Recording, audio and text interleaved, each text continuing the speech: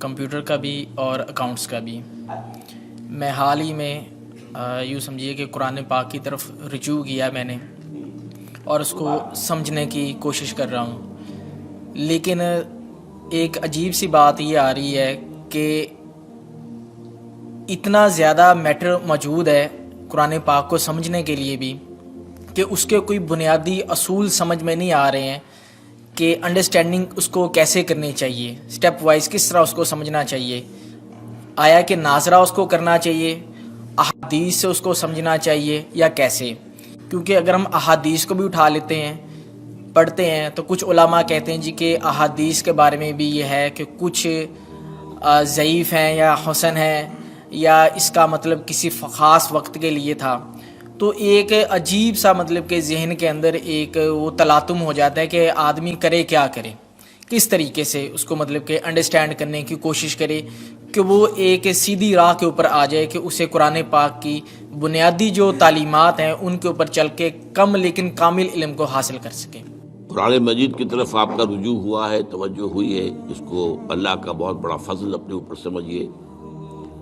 اور جب اللہ کا فضل ہو تو پھر اس کا شکر بھی ادا کرنا چاہیے اللہ کے جناب میں۔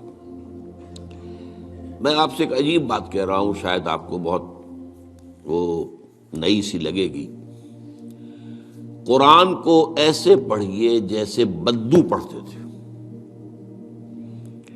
بدو نہ فلسفی تھے، نہ منطقی تھے، نہ سائنسدان تھے، نہ ابھی حدیثیں ان کے پاس تھی، نہ ابھی فقہ مرتب ہوئی تھی۔ وہ کیا تھا؟ عربی زبان، یہ ان کی اپنی تھی۔ تو شرط اول جو ہے قرآن مجید کو سمجھنے کے لیے وہ عربی زبان کا صرف و نحو صحیح جاننا یہ لازم ہے۔ پھر قرآن کے متن ہی کو اصل سمجھیے۔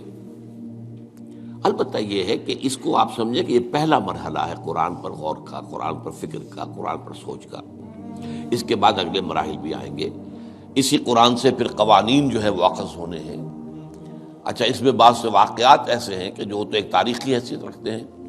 اب ان میں اس واقعے کے ضمن میں تفصیل میں کہیں کوئی اختلاف ہو گیا تو کوئی حرج واقع نہیں ہوتا۔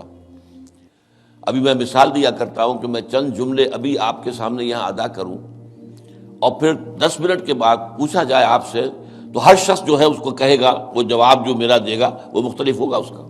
اس میں اس کی اپنی بات بھی شامل ہو جائے گی، اور سوچ میری بات سنتے ہوئے بھی جو اس کا سبجیکٹو مائنڈ ہے وہ اس کے اندر اس وقت حاضر ہوگا، وہ اس سے اس کوئی نہ کوئی نتیجہ از خود اپنی اس سبجیکٹو مائنڈ کے حوالے سے حاصل کرے گا، وہ بیان کرے گا۔ تو ان چیزوں میں احادیث میں اگر کوئی اختلاف بھی ہو جائے تو اس میں پریشان ہونے کی ضرورت نہیں ہے۔ ابھی ہمارے ہاں یہ جمعے کے اجتماعات میں حدیث جبرائیل جو ام السنہ کہلاتی ہے، جیسے سورہ فاتحہ ام القرآن ہے، ایسے حدیث جبرائیل ام السنہ ہے، سنت کی جڑ اور ماں۔ اب اس کی جو روایات آئی ہیں اس میں مختلف اختلاف ہے، الفاظ کا اختلاف ہے، ایسنس ایک ہے، مفہوم ایک ہے، الفاظ میں بڑا فرق ہے، تفاصیل کا فرق ہے۔ تو اس حوالے سے اس میں گھبرانے کی ضرورت نہیں ہے۔ پھر یہ کہ فقہی معاملات کے اندر اختلافات ہو گئے، وہ بھی نیچرل ہیں۔ آپ کو معلوم ہے کہ ایک ہی مقدمہ ہوتا ہے، 8 جج بیٹھے ہوئے ہیں ایک بینچ پر، 5 کا فیصلہ ایک ہے، 3 کا ایک ہے، اور بھی تقسیم ہو سکتی ہے۔ قانون وہی ہے، اور یہ میں بات کر رہا ہوں سپریم کورٹ کی یا ہائی کورٹ کی، وہاں پہ تو ظاہر بات ہے وہ نئے بیانات نہیں لیے جاتے، وہ جو بھی فائل ہے وہ تو بہت پہلے سے تیار ہو چکی ہے، اس کے اوپر بحث ہوتی ہے، صرف اسی سے اخذ کیا جاتا ہے، مطلب ان کا وہی رہتا ہے، اس کے اندر تبدیلی نہیں ہو سکتی، اس موقع پر کوئی نئی گواہی نہیں آتی۔ تو اس اعتبار سے ان چیزوں پہ گھبرانے کی ضرورت نہیں ہے۔ البتہ آپ آغاز جس طریقے سے کریں وہ میں نے آپ کو بتا دیا ہے،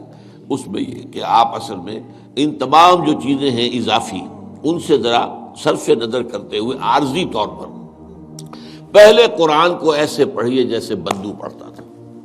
اور وہی بات تھی کہ بدو پھر جس طریقے سے موٹیویٹ ہوا ہے، بدو سے مراد میں صحابہ کو عام طور پر لفظ دے رہا ہوں، یہ ان کی اس کے لیے وہ نہ سمجھیے کوئی توہین کی بات ہے، مطلب یہ کہ میں اس معنی میں کہہ رہا ہوں کہ وہ لوگ فلسفی نہیں تھے، کوئی پڑھے لکھے لوگ نہیں تھے، بلکہ امت کا نام ہی ہے یہ جو ہے امیین، ان پڑھ لوگ، ان پڑھ، ان لیٹرڈ ون، حضور کی شان بھی یہی ہے، امی ہے۔